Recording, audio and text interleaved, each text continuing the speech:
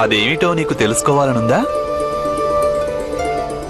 ప్రయత్నం చేసే శక్తి.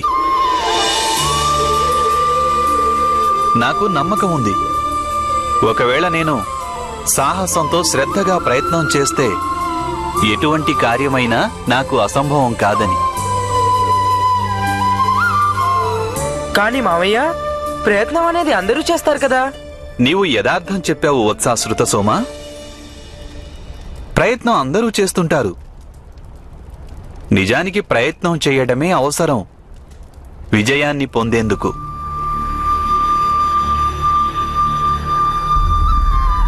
వాస్తవం చెప్పాలంటే మీరనుకునే ఆ విశేష శక్తి ఏదీ నాకు లేదు. ఆ సర్వేశ్వరుడు అన్యులెవ్వరికీ ఇవ్వనిది. సర్వేశ్వరుడు పక్షపాతం వహించడు.